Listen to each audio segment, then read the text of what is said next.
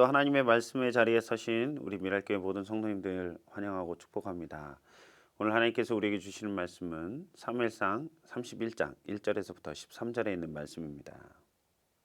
블레셋 사람이 이스라엘에게 싸움을 걸어왔다. 이스라엘 사람들은 블레셋 사람 앞에서 도망하다가 길보아 산에서 죽임을 당하여 쓰러졌다.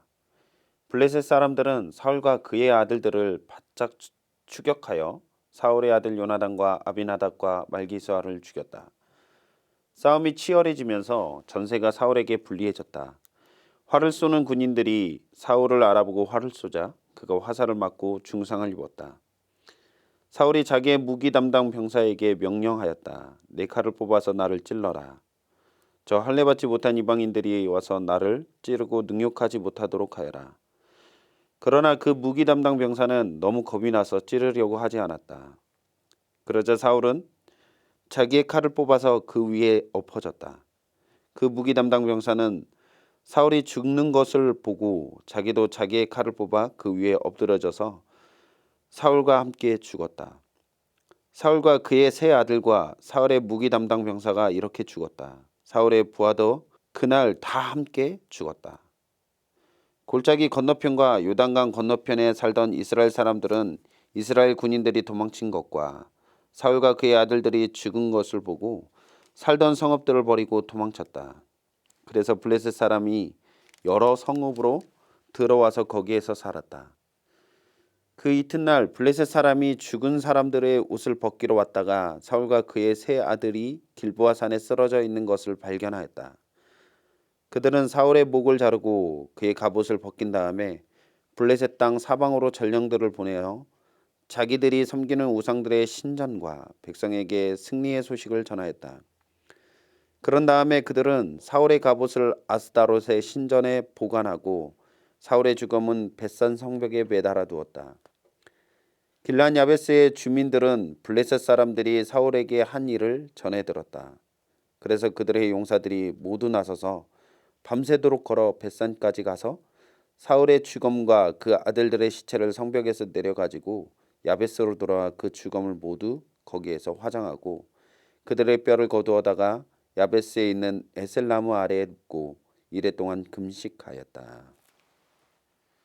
우리가 인생을 어떻게 마무리하는가는 우리의 삶의 중요한 부분인 것 같습니다. 우리에게 주어진 모든 삶의 발자취를 뒤돌아보았을 때 하나님의 은혜로 살아왔음을 감사하며 주님께서 주신 그 영원한 생명에 대한 기대와 소망으로 마무리하는 것이 어쩌면 우리가 가장 기대하고 소망하는 그 마무리의 모습일 것입니다.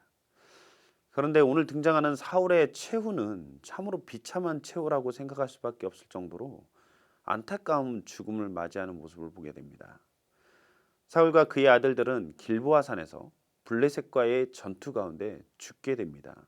먼저 세 아들 요나단과 아비나답과 말기수아가 전투 가운데 전사를 하게 되죠.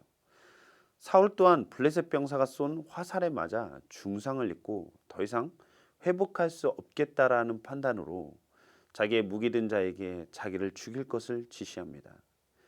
하지만 그 부하는 차마 자신의 주군을 죽이지 못했습니다. 그러자 그가 선택한 길은 스스로 목숨을 끊는 길이었습니다. 자신을 따르던 무기를 든 자 역시 사울과 같이 스스로 목숨을 끊었습니다. 블레셋 군인들이 전리품을 챙기기 위해 왔다가 사울과 그의 아들들의 시체를 발견하고 사울의 머리를 베어서 자신들의 신전 다곤 신전에 보내어 달고 몸은 벳산 성벽에 달았습니다. 사울은 블레셋의 손에 죽기를 거부하고 스스로 목숨을 끊었지만 그 시신이 블레셋의 손에 무참히 훼손된 것입니다. 하나님의 백성들과 그를 지도하는 사울 왕이 처참히 무너지는 모습을 우리는 보게 되는 것입니다. 왜 이러한 최후의 결과를 맞이하게 되었을까요? 이것에 대해 역대상 10장 13절에서 14절은 이렇게 말씀하고 있습니다. 사울이 주님을 배신하였기 때문에 이렇게 죽었다. 그는 주님의 말씀을 지키지 않았고 오히려 점쟁이와 상의하여 점쟁이의 지도를 받았다. 그는 주님께 지도를 받으려 하지 않았다. 그래서 주님께서 그를 죽이시고 그의 나라를 이새의 아들 다윗에게 맡기셨다라고 기록하고 있습니다. 사울 왕이 선지자 사무엘에게 하나님께 버림받았다라는 말을 들은 후에 사울의 인생은 계속해서 내리막 인생을 걷고 있었습니다. 사울은 하나님께서 기름 부어 세우신 왕으로서 하나님의 영광을 위해 이스라엘 백성들을 잘 다스리고 하나님의 뜻에 따른 통치를 했어야 했지만 그는 그렇게 하지 못하였다라는 것이죠. 사울은 항상 사람들의 평가와 인정에 관심을 가졌고 죽음의 순간에서도 그는 자신의 체면을 위해서 스스로 목숨을 끊는 선택을 합니다. 사울 가문은 사울의 하나님을 떠남으로 인해서 결국 몰락을 하게 되는 것이죠. 사울의 삶의 발자취를 우리가 살펴보면 먼저 하나님의 뜻을 저버리고 스스로 제사를 드리는 범죄를 합니다.